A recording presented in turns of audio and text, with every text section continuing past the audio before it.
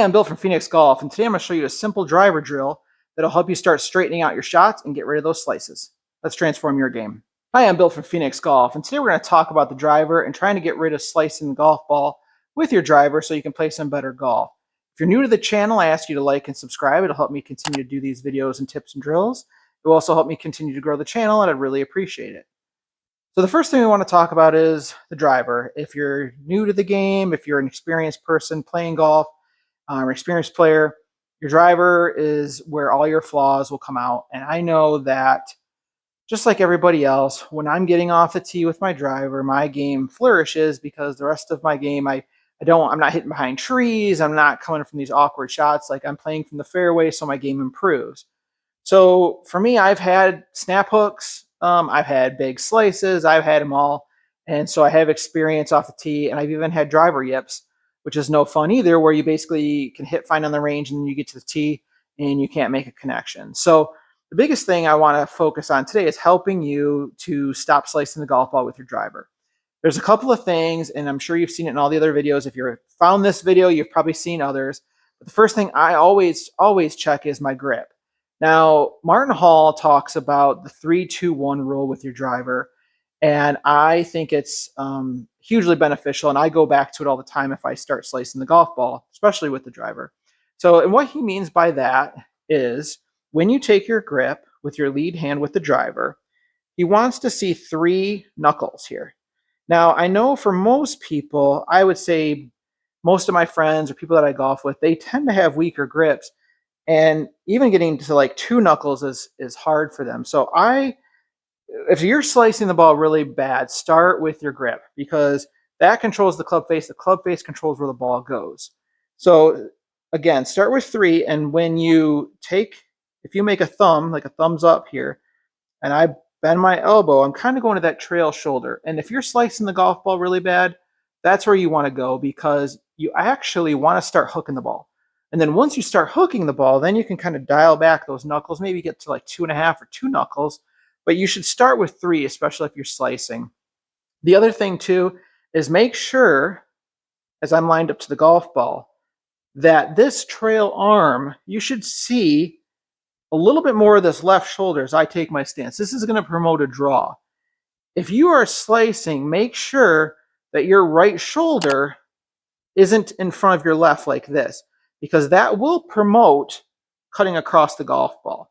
So those are 2 things to check: your grip, and then check this position. I usually take my hand, put it on my lower back, and kind of do this like little shimmy shake here with the shoulder just to make sure that I can see a little bit of this left shoulder. If I can't see that left shoulder at all at the corner of my eye, my right shoulder is probably too in front.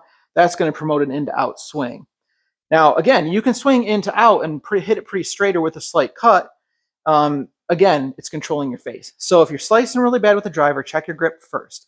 Then check your stance. The other thing, too, is make sure the ball isn't too far back in your stance or too forward.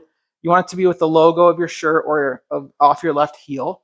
Again, experiment on the range. See what happens, especially if you have a device to check your data. That's always really helpful, too, because then you can see the club face information. But try to get it off that front left heel here.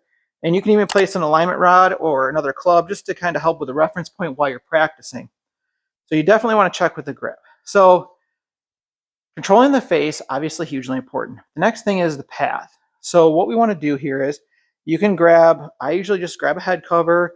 You can grab a small box, yoga block, pool noodle, whatever it is. But the best drivers of the golf ball in the world, they come from inside to out and hit the ball. So by having that head cover there, that's going to prevent us from coming over the top and slamming into it. So just adjust it for your swing.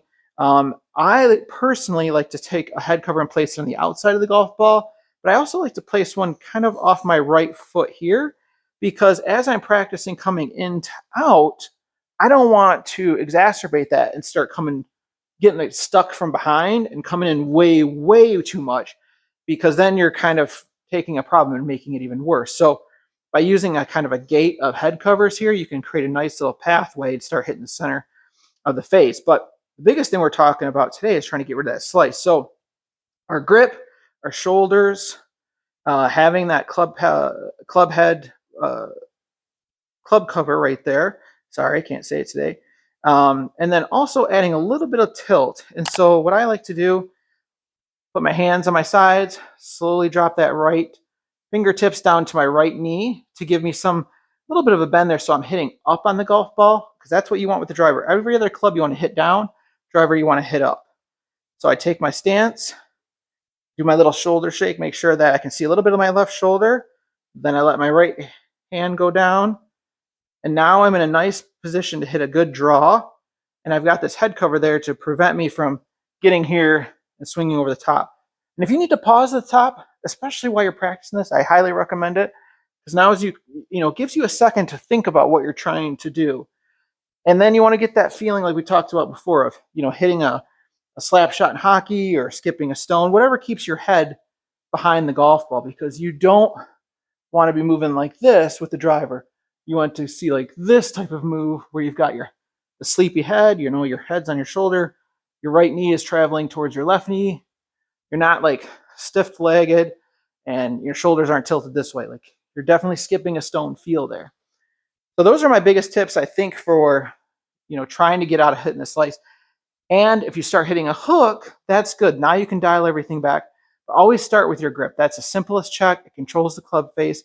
It's going to make a huge difference in your game. And like I said, on the range, even if you feel like you're not slicing that bad, but continue to use the head cover drill, because it will make a huge difference and allow you to develop that nice inside to outswing path. So if you like these videos and tips, I ask you to like and subscribe again. I really appreciate it. Helping me grow the channel.